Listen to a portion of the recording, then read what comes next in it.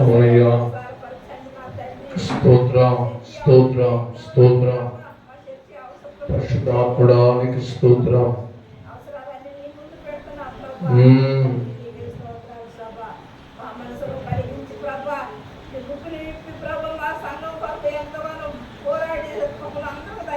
అవును తండ్రి, నీకు స్తోత్రం.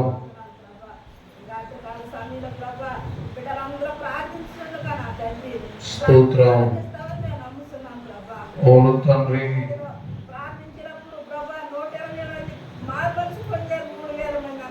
అవునయ్య అవునయ్య అవునయ్య.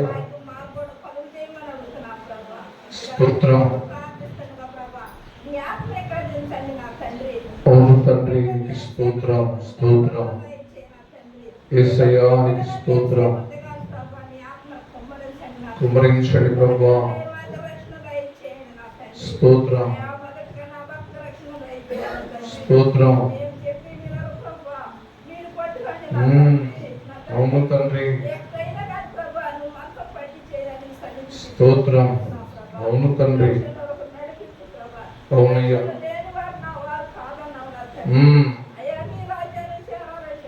స్తోత్రం స్తోత్రం స్తోత్రం.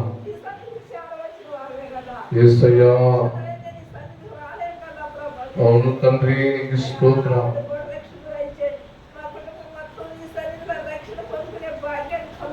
కలుగు చేయండి. స్తోత్రం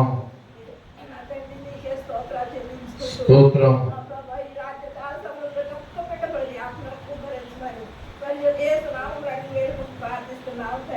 ఆమేన్ అని చెప్పండి, చెప్పండి, ఆమేన్ చెప్పండి. ఆమేన్. దేవుడు మనందరితో మాట్లాడను గాక.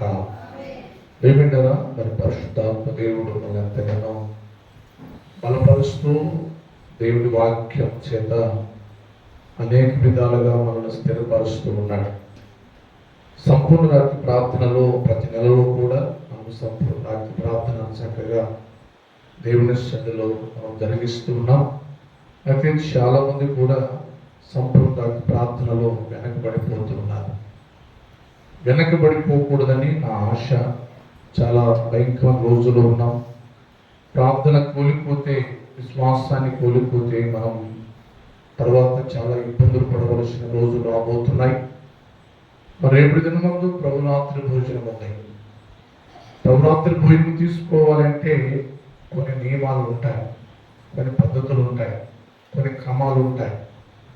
సంపూర్ణ రాత్రి ప్రార్థన లేదనే మరి ఎవరు కూడా ప్రభురాత్రి భోజనం తీసుకోవడానికి వీలు లేదు. అది చట్ట ప్రకారం, బైబిల్ ప్రకారం మరి శుద్ధి చేయబడిందనే, పరిశుద్ధంగా లేదనే, సరిచేసుకోందనే ప్రభురాత్రి భోజనం తీసుకోకూడదు. ఏమిటగా ప్రభురాత్రి భోజనం తీసుకోవాలి అంటే చాలామంది ప్రతి ఆదివారం ఇస్తారంట. మరి ఎలాగిస్తారో నాకు తెలియదు. అమ్మగారులు అయ్యగారులకు ఇంట్లో పట్టుకొని హ్యాపీగా ఉదయం స్నానం చేసి స్టైల్గా మంచి గుడ్డలు కట్టుకొని వెళ్ళి కాస్త వాళ్ళు ఇచ్చే రొట్టె, కాస్త వాళ్ళు ఇచ్చే ద్రాక్ష రసం తిని వారు మరి అలాగ పరలోకానికి వెళ్తారో నాకు తెలియదు. దేవునికి స్తోత్రం. దేవుడిగా పరలోకానికి వెళ్ళాలన్నా బైబిల్ గ్రంథం రాయబడింది కదా. రేపు దిన ముందు మీకు ఆ ప్రభురాత్రి భోజనం గురించి రేపు దిన ముందు మాట్లాడుకుందాం.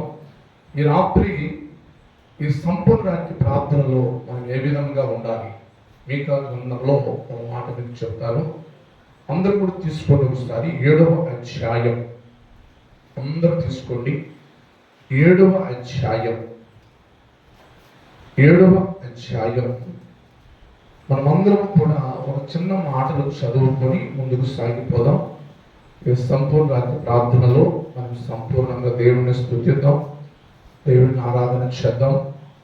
మరి కొద్ది నిమిషాలు చెప్పి తర్వాత దైవ సేవకురాలకి సమయాన్ని మనం ఇద్దాం. బైబిల్ గ్రంథంలో చూసినట్టయితే 7వ వచనంలో చక్కటి మాట రాయబడి ఉంది. అయినను యెహోవా కొరకు నేను ఎదురు చూచెదను, రక్షణకర్తయగు నా దేవుని కొరకు నేను కనిపెట్టుకొందును. నా దేవుడు నా ప్రార్థన ఆలకించును, నా శత్రువా నా మీద అతిశయపడవద్దు. నేను క్రింద పడినను తిరిగి లేస్తాను. నేను అంధకారమందు కూర్చున్నను, యెహోవా నాకు వెలుగుగా ఉండును. నేను యెహోవా దృష్టికి పాపము చేసేదని కనుక ఆయన నా పక్షం వ్యాజ్యమాడి నా పక్షమున న్యాయము తీర్చు వరకు నేను ఆయన కోపాగ్ని సహింతును. ఆయన నన్ను వెలుగులోనికి రప్పించును. ఆయన నీతిని నేను చూచెదను. నా శత్రువు దాన్ని చూచును.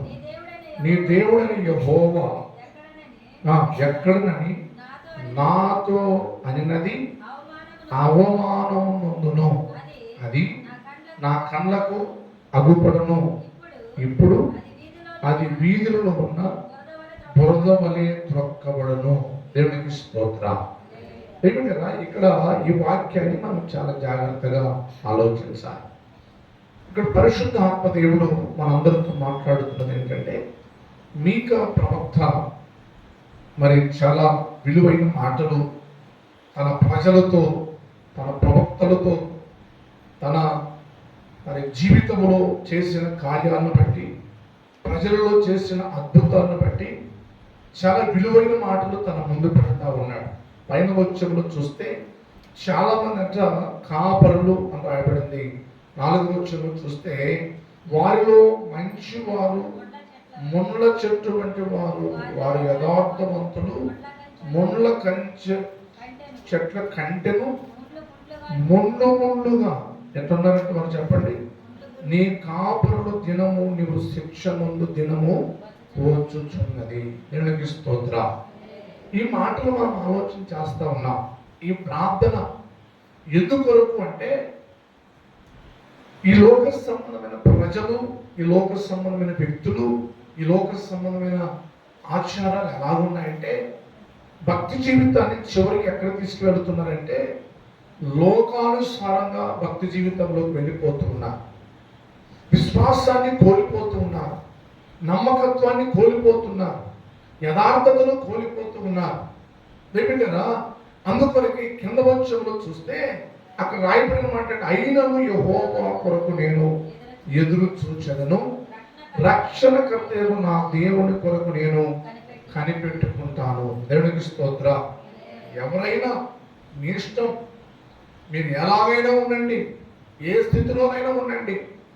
మీరు ముళ్ళుగా ఉంటారో, ముళ్ళను తింటారో, ముళ్ళలో పడతారో, ముళ్ళలో మరి నడుస్తారో నాకు తెలియదు. నేను మాత్రం ఎవరి కొరకు కనిపెడతాను? యెహోవా కొరకు కనిపెడతా, దేవుని కొరకు కనిపెడతా. ఇవో మాట అన్నాడు కదా పైన వచనంలో, 5వ వచనంలో రాయబడిన మాట అంటే, ఇప్పుడే జనులు కలవరపడుచున్నారు, స్నేహితులు యందు నమ్మకించవద్దు, ముఖ్య స్నేహితుడిని నమ్మవద్దు, నీ కవిగింట్లో పండుకొని ఉన్న దాని ఎదుట నీ పెదవుల ద్వారమును కాపు పెట్టుకున్నాము. దేవునికి స్తోత్రం. ఇంకా చెప్పాలంటే, మోసం చేసిన స్త్రీ, ఒక వ్యక్తి కవిగిట్లో ఉన్న వ్యక్తి మరి ఆయనను బలవంతం చేసి తనలో ఉన్న బలాన్ని చెప్పుకుందంట. ఎవరామె? తెలియదు. దేవునికి స్తోత్రం. మీరందరూ భక్తులే కదా, చక్కగా చెప్తా ఉన్నారు. 2 చేతులు పైకి ఎత్తండి. హల్లెలూయా. దేవునిలా ఇక్కడ రాయబడిన మాట ఏంటంటే, ఈ లోక సంబంధమైన వ్యక్తులు ఎలాగున్నారు, భయంకరమైన వారి కాపురులు ఎలాగున్నారు, వారి జీవితం ఎలాగుంది. అయితే భక్తిపరులమైన మనతో దేవుడు మాట్లాడుతున్నది ఏంటంటే, చక్కగా చెప్తున్నాడు కదా, అయితే స్నేహితులను నమ్మద్దు అంటాడు. ఎవరు నమ్మకూడదు? స్నేహితులు నమ్మవద్దు, ముఖ్య స్నేహితులు నమ్ముకోవద్దు, నీ కౌగిట్లో పండుకుంటున్న దాని ఎదుట నీ పెదవుల ద్వారమును కాపు పెట్టుము. కుమారుడు తండ్రిని నిర్లక్ష్య పెట్టుచున్నాడు, కుమార్తె తల్లి మీదకును కోడలు అత్త మీదకును లేచెదరు. ఎవరి ఇంటి వారు వారికి విరోధులగే రోజులు రాబోతున్నాయి. దేవునికి స్తోత్రం. వచ్చేసి ఉన్నాయి, లేదా పాలన జరుగుతూ ఉన్నాయి. ఇప్పుడు భయంకరమైనవి కొడుకు తండ్రికి విరోధి, తండ్రి కుమారులకు విరోధి, అత్తకు కోడలు విరోధి, కోడలు అత్తకు విరోధి. తర్వాత అలాగ చూస్తే భయంకరమైన ఎవరి ఇంటి వారు వారికే విరోధులై రకరకాల మనసు కలిగి సంతోషం లేక జీవితాలు పతనం చేసుకుంటున్నారు. పతనం చేసుకుంటున్న సమయంలో ఇక రాయబడిన కింద వచ్చిన చూస్తే అయినను ఎవరు ఎలాగ ఉన్నా పర్వాలేదు, కానీ నేను మాత్రము యెహోవా కొరకు ఎదురు చూస్తున్నాను, రక్షణకర్తయగు నా దేవునికి నేను కనిపెట్టుకుందును, నా దేవుడు నా ప్రార్థన ఆలకించును. గట్టిగా చెప్పాలి. చాలా మంది భక్తులు ఇతరులు ఏలు పెట్టి చూపిస్తా ఉంటారు. ఇదిగో వారు అలాగున్నారు, వీరు ఎలాగున్నారు, వారికి ఆ బొత్తుంది, వీరికి ఈ బొత్తుంది, వారు ఇదిగో వాళ్ళు ఈ విధంగా ఉంటున్నారు అని చెప్పుకోవడమే సరిపోతుంది. కానీ వారిని బట్టి మన భక్తి జీవితాన్ని కూడా చాలా మంది పోగొట్టుకుంటున్నారు.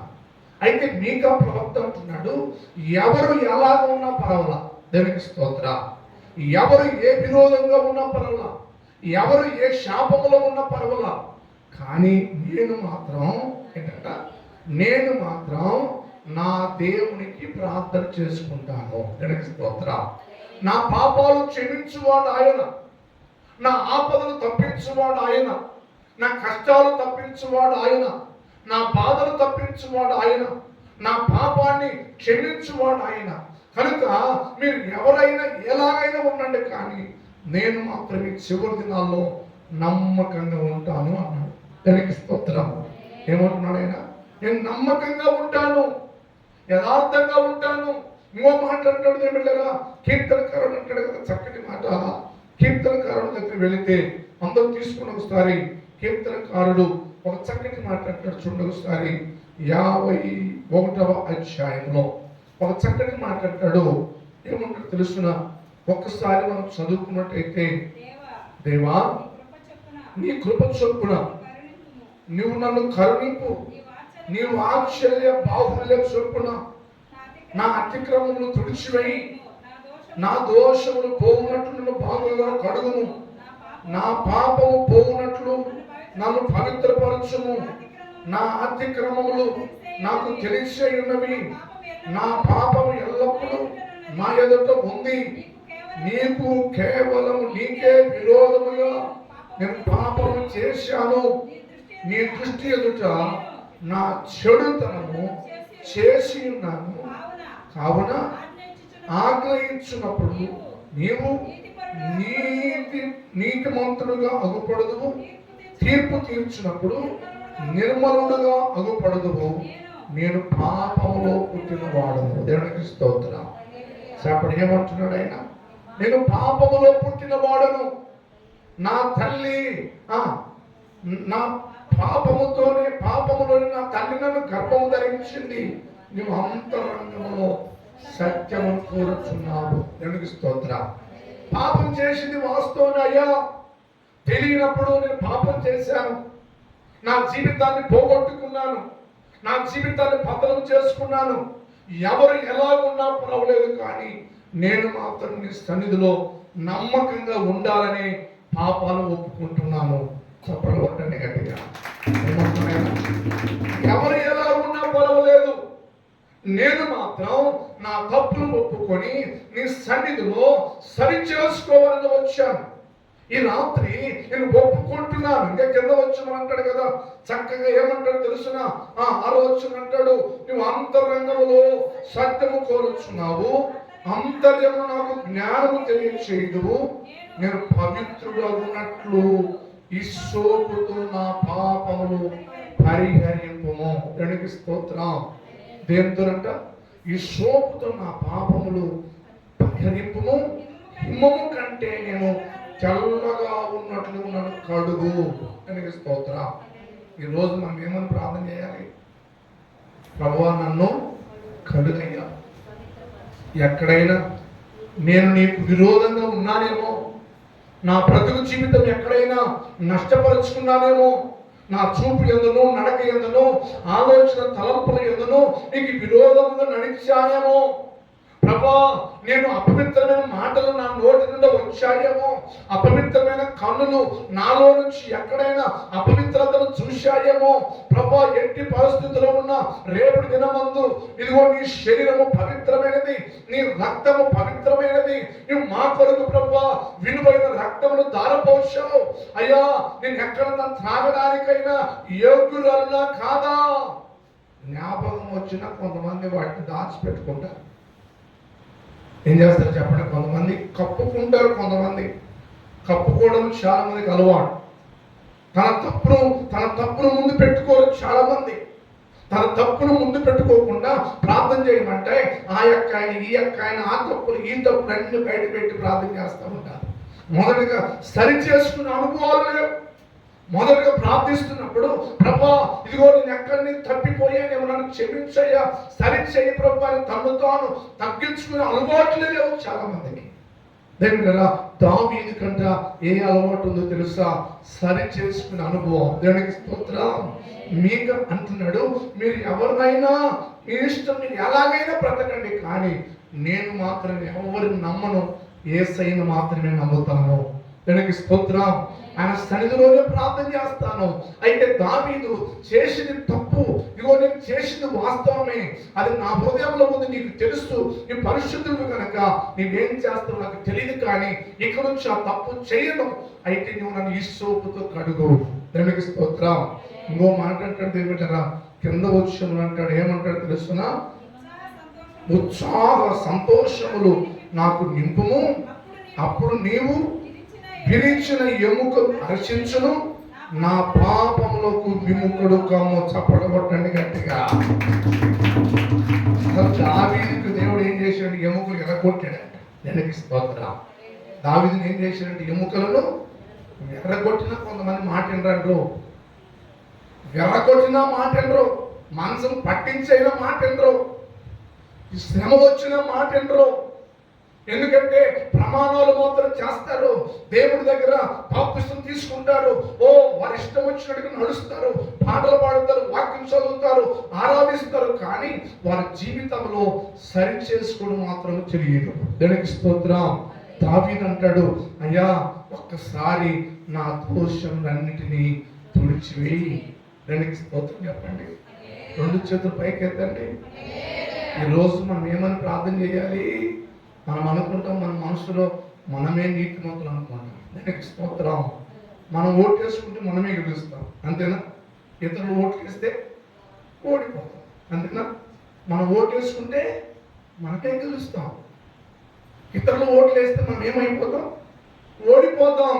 సమాజంలో మన బ్రతుకులు ఎలా ఉన్నాయో, పరిశుద్ధులైన మన జీవితం ఎలాగుందో, ఈ చివరి దినాల్లో ఎప్పుడు ఏమి జరుగుతుందో మనకు తెలియదు కనుక మన బ్రతుకులన్నీ ఎలా ఉన్నాయో మనం సరి చేసుకునే రోజు సంపూర్ణ రాత్రి ప్రార్థన. దానికి స్తోత్రం. ఈ సంపూర్ణ రాత్రి ప్రార్థనలో ఇంకో మాట అంటాడు, చక్కని మాట కింద వచ్చి మాట్లాడు కదా, ఏమంటాడు చెప్పండి, చదవండి. ఏంటంట? నా దోషములన్నిటినీ ఏమంటున్నాడు ఆయన? ఆ పని కుదరదు కొంతమందికి, అలాగే ప్రార్థన చేయరు. దేవుళ్ళరా ప్రార్థన చేయండి అంటే మొదటిది మనం ఏం చేయాలో తెలుసా?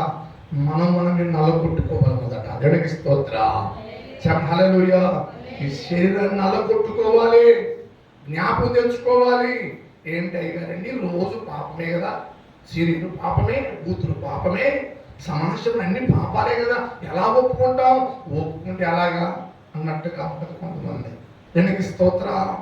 హల్లెలూయా.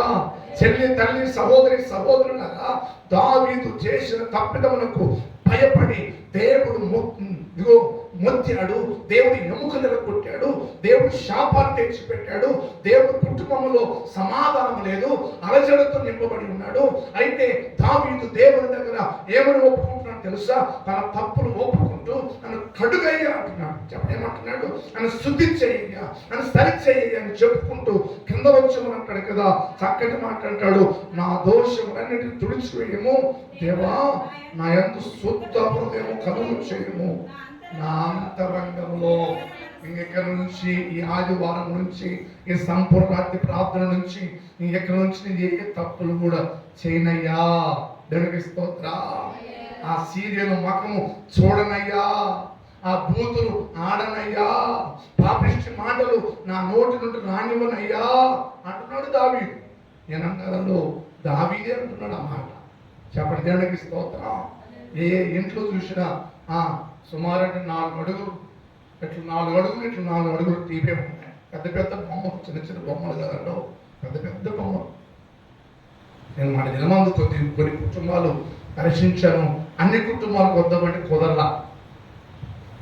ఇంకొకసారి దేవుడు చిత్తమైతే అన్ని కుటుంబాలు దర్శిస్తాను. దేవునికి స్తోత్రం చెప్పండి. హల్లెలూయా. దేవుడు ఎక్కడ చూసినా అలజడిలే కనపడుతున్నాయి. సమాజంలో ప్రార్థనలు, విజ్ఞాపనలు ఏ ఇంట్లో కనపడడం లేదు.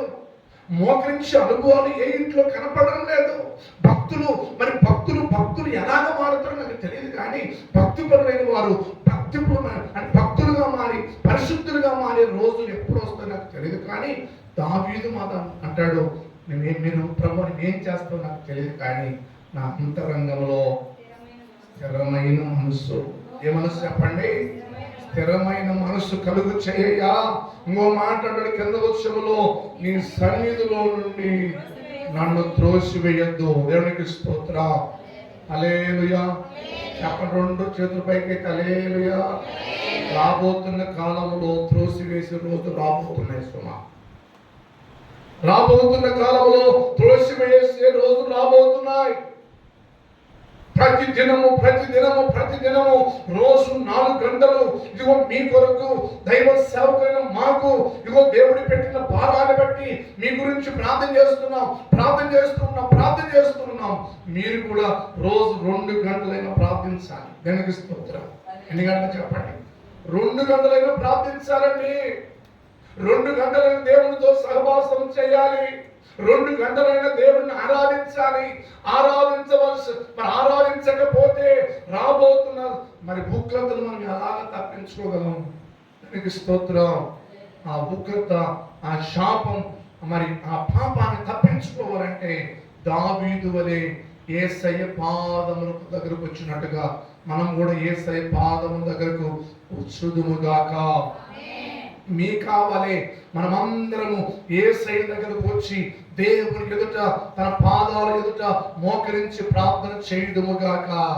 మీకా దావీదు ఇద్దరు మోకరించి ప్రార్థించినట్టుగా మనము కూడా ప్రార్థనలో ఏకీభవించుదుముగాక. ఎవరు ఎలాగున్నా పర్వాలేదు, వారి ఇష్టము, వారు ఏ విధముగా ఉన్నా పర్వాలేదు, కానీ మన పరిశుద్ధతను మనము కాపాడుకుందాముగాక. ఈ సంపూర్ణ రాత్రి ప్రార్థనలో బలమైన ఆత్మ చేత నింపబడుదుముగాక. దేవుడు కొద్ది మాటలు దీవించునుగాక. అందరూ ప్రార్థన చేసుకున్నాం. కన్ను మూసుకోండి. అందరూ ప్రార్థన చేసుకున్నాం. పరిశుద్ధాత్మ దేవుడు మనతో మాట్లాడిన ప్రతి మాటను మనం సరి చేసుకుంటూ ప్రార్థన చేసుకున్నాం. దైవ ప్రార్థన చేస్తుంది. మనమందరం ఏకీభవించి ప్రార్థన చేసుకున్నాం. ప్రార్థన చేయండి. స్తోత్రం.